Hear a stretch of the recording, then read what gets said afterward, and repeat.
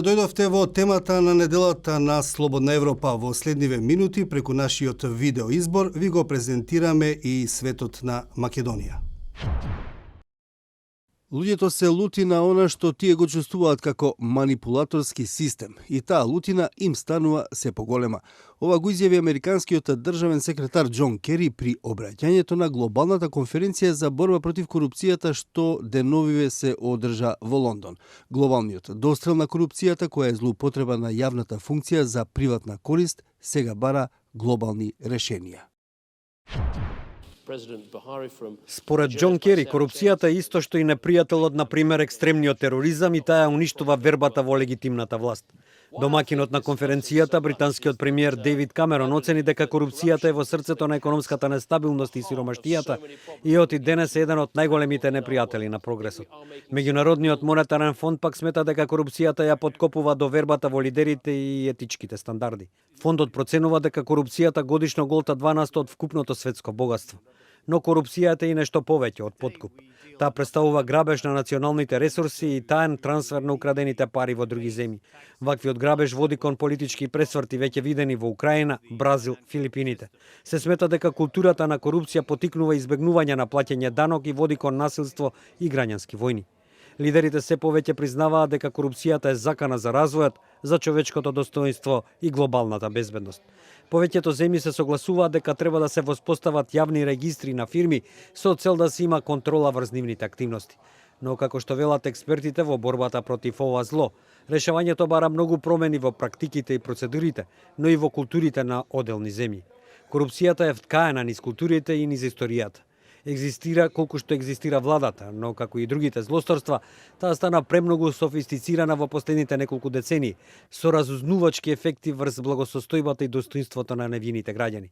Кога измамата со јавни набавки е неконтролирана, или надоместокот за природните ресурси е украден, или приватниот сектор е монополизиран од тесна мрежа на блиски пријатели, населението не може да го оствари својот потенцијал. Но корупцијата има и друго влијание. Како што граѓаните ги гледаат нивните лидери да се богатат врз нивниот грб, тие стануваат се поразочарани и полути, што може да води кон граѓански бунтови и насилни конфликти.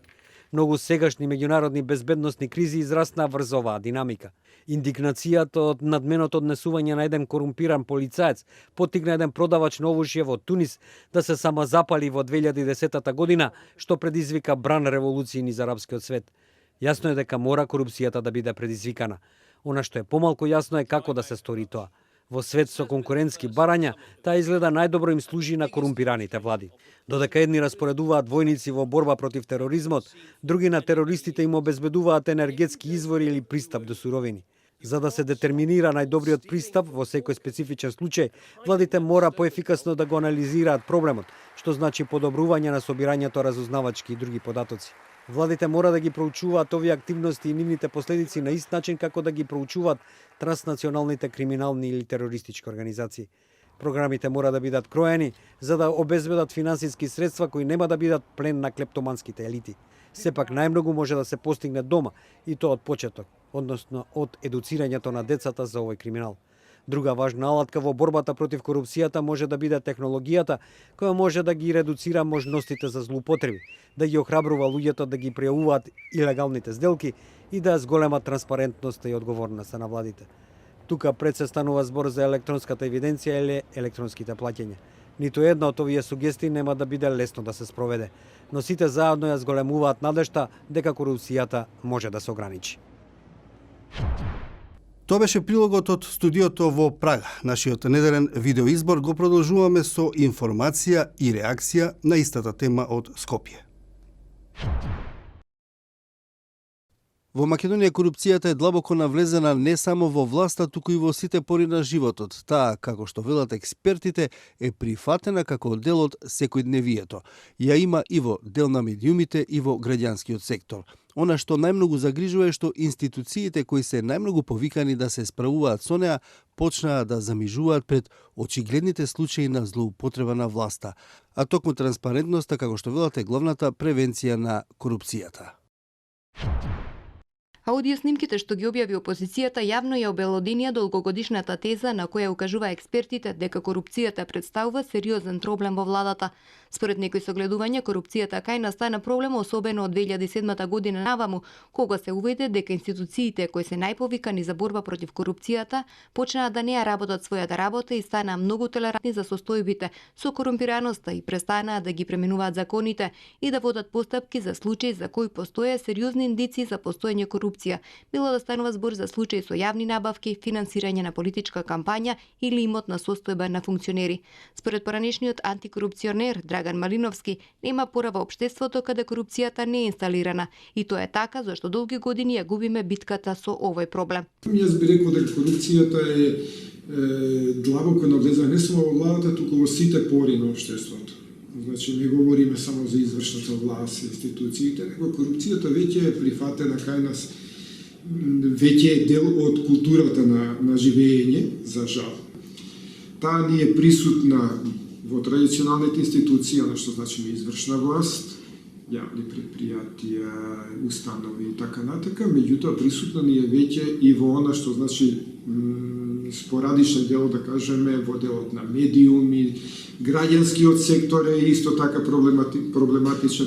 Така да еден сеопфатен приод треба да се има кога се говори за корупцијата. Она што најмногу загрижува, како што истакнуваат експертите, е замижувањето на најповиканите институции пред коруптивните процеси, кои биле очигледни пред очите на јавноста. Тие ги земаат за пример последните владини проекти, кои кај граѓаните предизвикаа негодување и протести, барајќи отчет за потрошените пари.